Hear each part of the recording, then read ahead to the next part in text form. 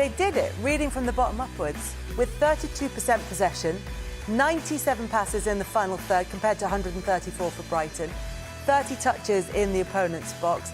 The XG, though, goes pretty much, or tells pretty much the story of the quality of the chances that Arsenal were able to create in that game. And they took the game by 4-2. First goal scored by Saka. Odygard with a man-of-the-match performance with the second. They are both with Greg Whelan.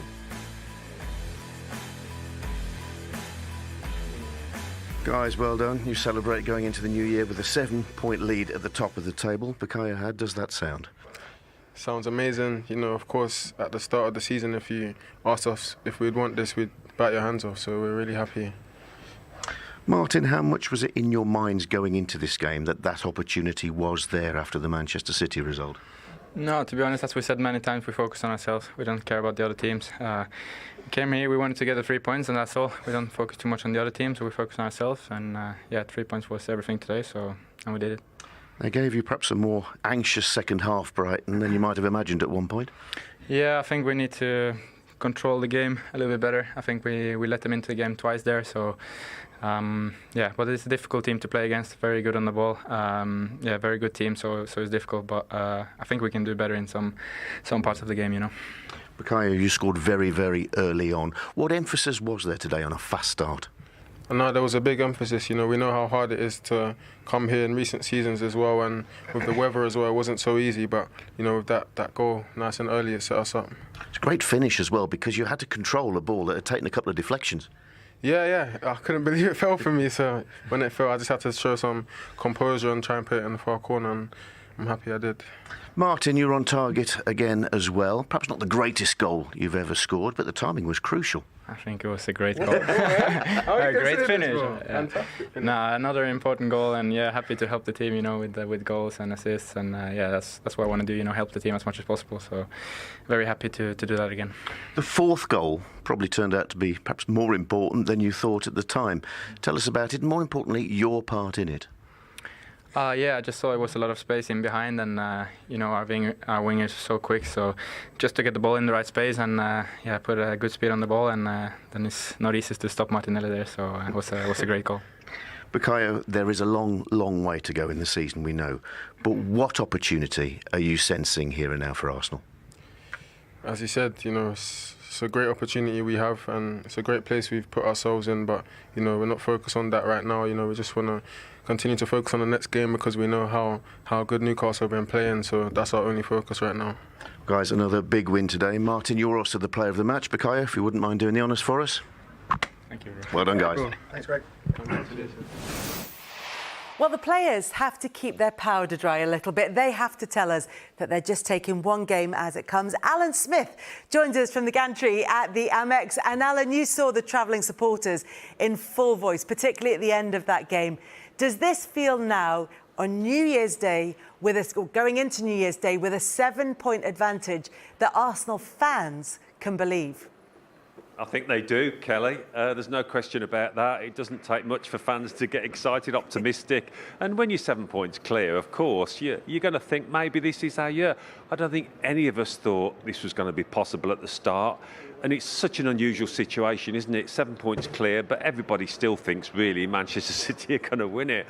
But that might play to Arsenal's advantage. That run of fixtures going up to the Manchester City game on February the 15th, if they can still maintain a gap, and then I said in commentary, if they can beat City, then I think then you really do start to believe. It is that run of fixtures up to the City game, but particularly the next three, where it's Newcastle, Tottenham and Manchester United, and they're going to be the ones that could be a real test of Arsenal's mettle.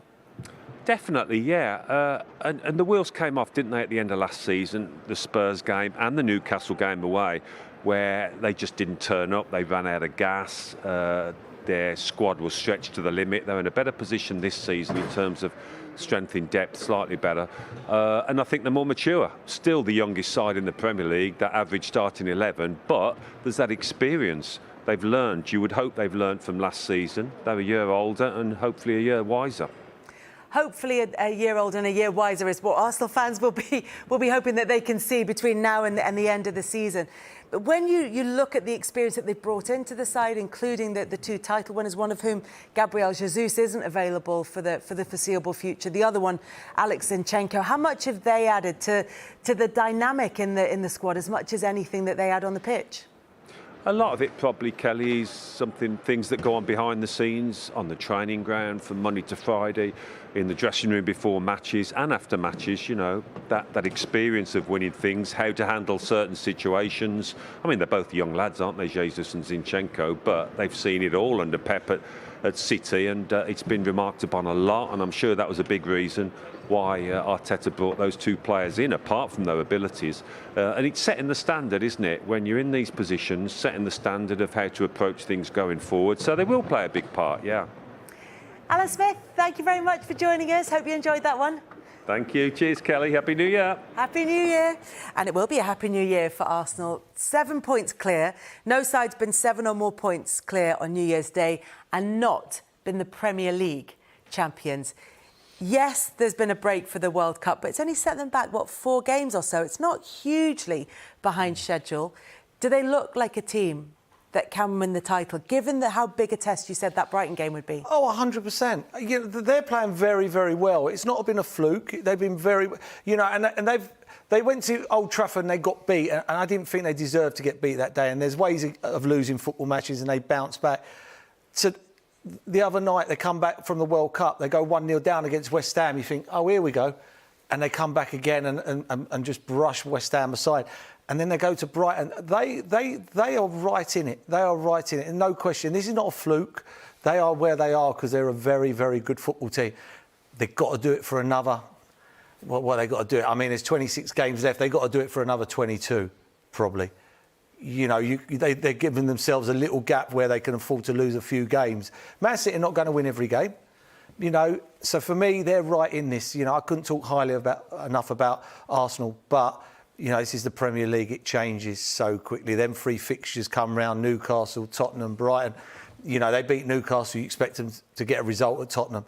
You know, if they get a result at Tottenham, I expect them to beat United. But if they don't beat Newcastle, and then you don't expect them to beat Tottenham, they don't beat Tottenham, they won't beat Man United, and before you know it, it's a domino effect. At the moment, they're doing everything right. Glenn, they come into this game knowing that Manchester City have dropped points, knowing that Newcastle have dropped points, knowing that if they win, they can go 7 points clear at the top of the table going into the new year. They know that a title might be within their grasp at the end of the season. Given all of that and all of that expectation on the players, what did you make of Saka's finish and the composure that he showed in that moment? Oh, it was outstanding, but we should be used to it by now. He stands up all the time, whether it be in an Arsenal shirt or an England shirt, and he produces big moments. And like we've said, the way they went about their business at the start of this game, Brighton couldn't live with them. Their speed, their directness. And then when this falls to Saka, I mean, it's a gift. It's his first touch. The first touch is he just kills the ball dead, and then from that point, it's just about putting in the back of that. But Partey, we see him here, I mean, breaking play, and we've seen it on a number of occasions this afternoon and this season. He is the real steal in that Arsenal midfield, and then he lets the likes of Saka, Martinelli, Odygard getting the ball and cause confusion like they do.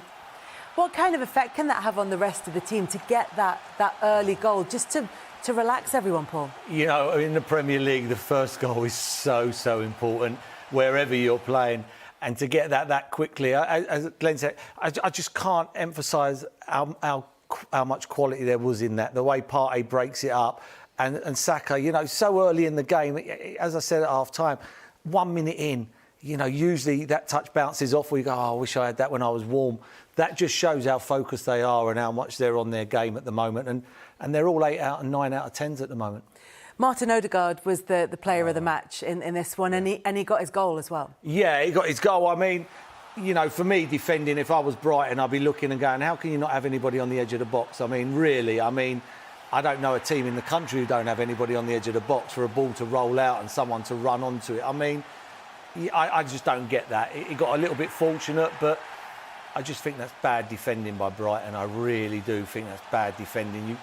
I know what you think, Glenn. I just think you've got to have someone on the edge of the box. You can't have someone of Odygard's quality running in and just drilling that in the corner. I totally agree. Now, for me, first half, Brighton were just too passive. They didn't turn up. They weren't at the races, and Arsenal made amends. They streaked ahead, but I did have written down on my pad that Arsenal, it was good game management, but then I had to scribble it out because the game went crazy. And Brighton actually turned up and played some football. And if there is a way to lose a game of football, that is it. And De Zerbi will walk away happy-ish because first half, it was just so passive, wasn't it? There was nothing. And even into the early stages of the second half as well, when Nketiah got his goal.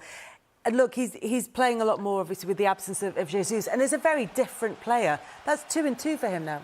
Yeah, and we see, again, Brighton on the ascendancy. Who breaks it up? That man Partey again, doing what he does best. And then from this point on, I mean, it's just so direct, so clinical, so fast.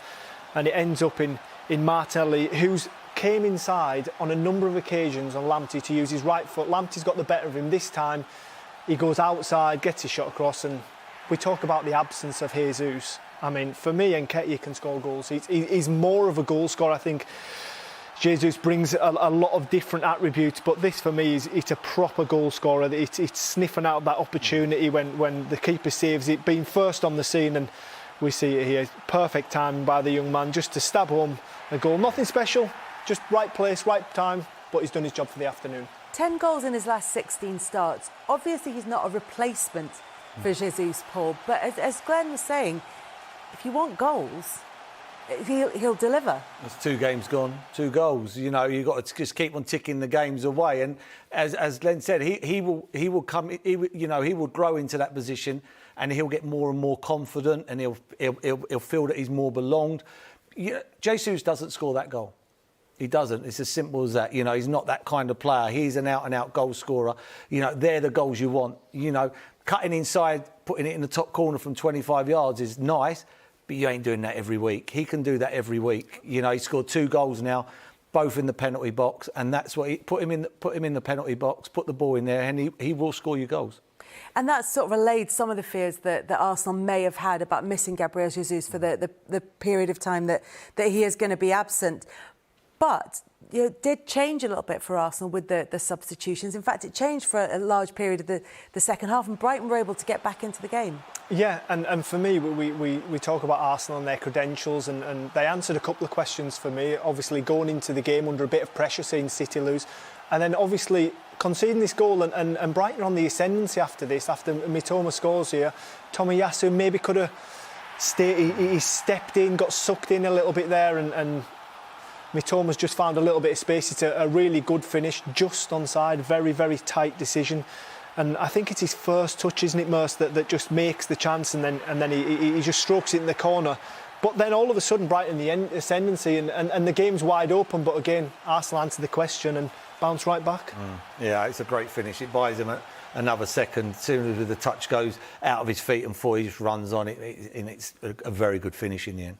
And again, for Arsenal, it's one of the goal scorers in Martinelli, who gives them back that 3-goal cushion. Partey, who for me was absolutely outstanding.